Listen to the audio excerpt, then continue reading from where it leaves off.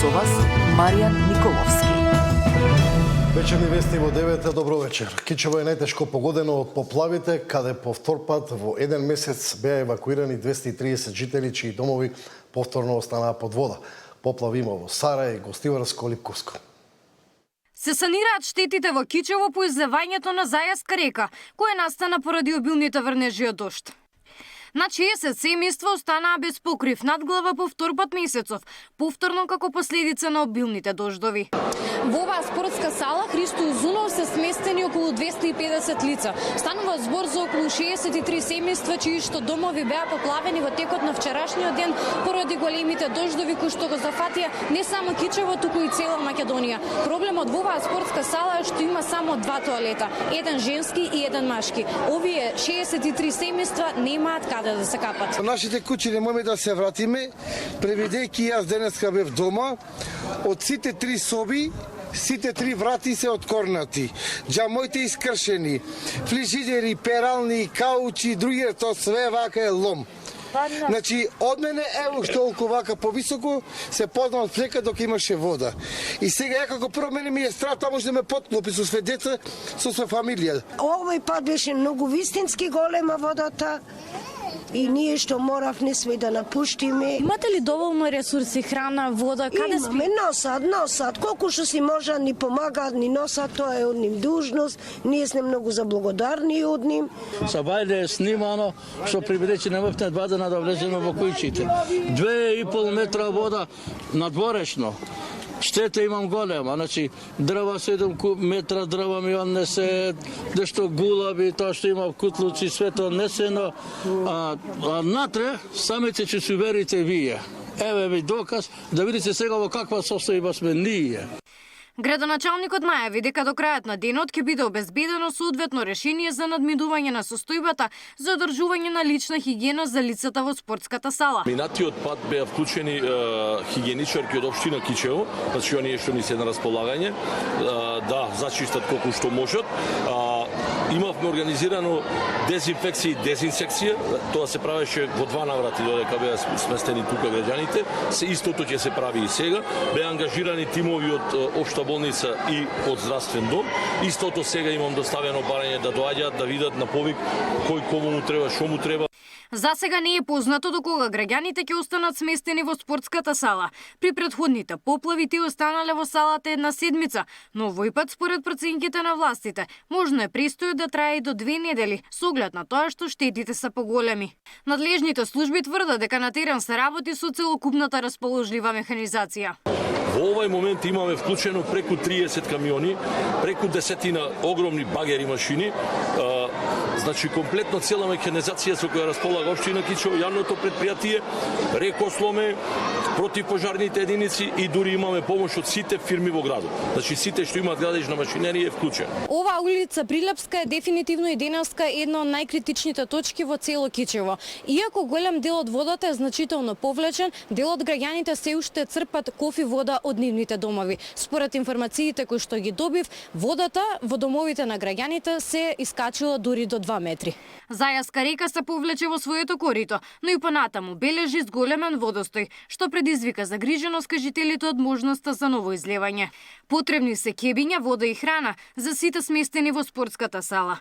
Надлежните апелираат донациите да се доставуваат исклучиво преку Црвениот крст, со цел нивно организирана и транспарентна распределба. Во меѓувреме штети од невремето се санираат и во Гостивар, Тетово и Скопски Сарај. Според најавите на метеоролозите, врнежите од дожд се очекува да продолжат и во текот на целата седмица, што дополнително ја отежнува состојбата на терен. Габриела Лескова, Сител телевизија.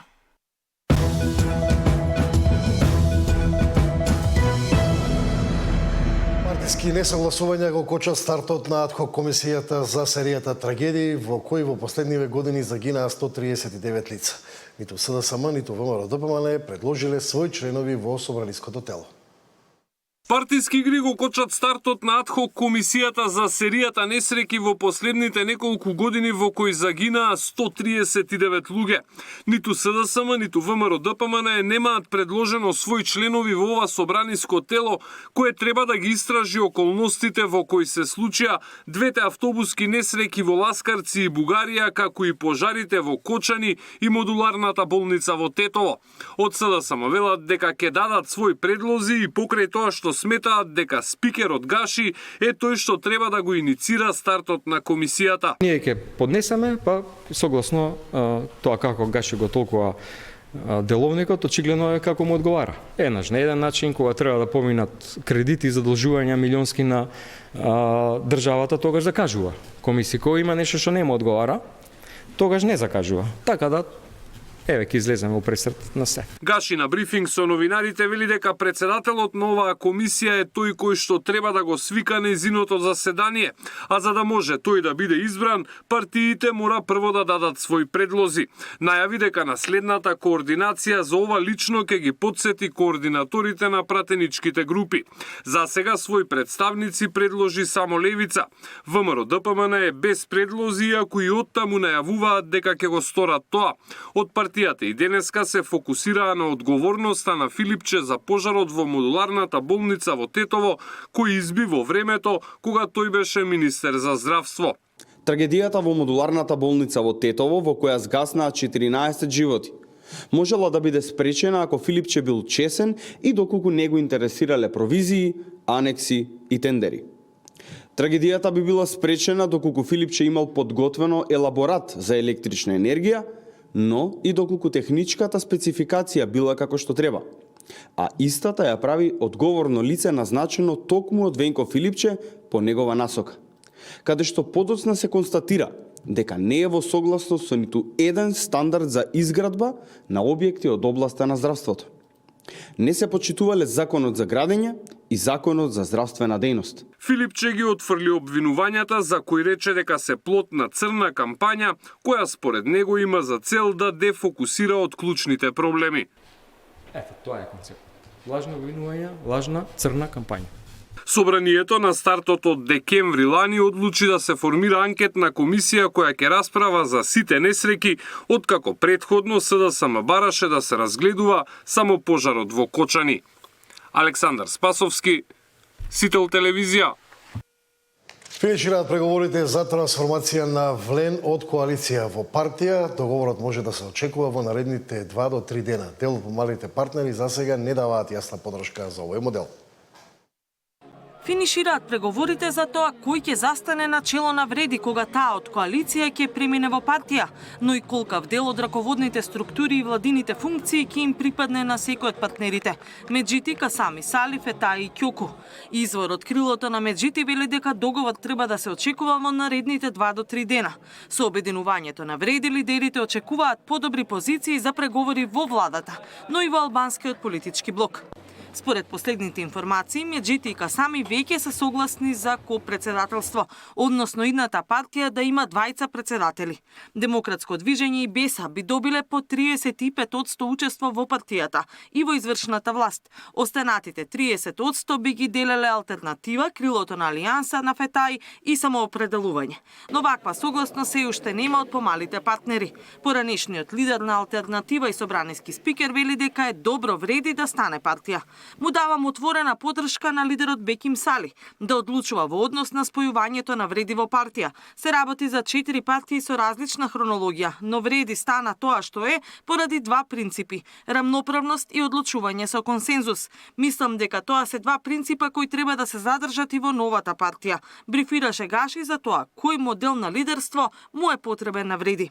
Тој одбегнува да одговори дали ова значи дека алтернатива е против копредседателството на Меджити и Касами и дали за нив е поприфатливо ротирачко председателство. Гаши не смета дека алтернатива треба да ги распушти органите, бидејќи и она кај јавните настапи веќе не се партиски туку како Вреди.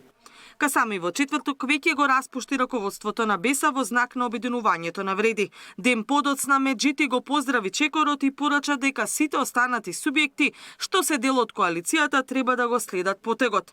Тогаш лидерот на Демократско движење порача дека во опција се сите модели на лидерство, од еден лидер преку копредседателство па се до ротирачко председателство.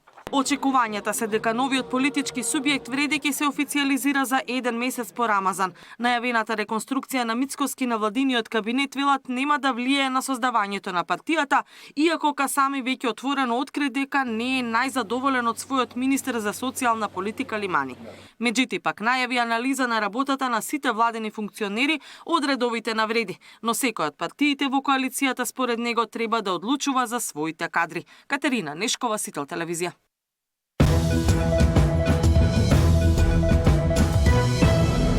СДСМ бара повлекување на законот за високо образование, оценувајќи го како напад врз универзитетската автономија и закана за младите кадри.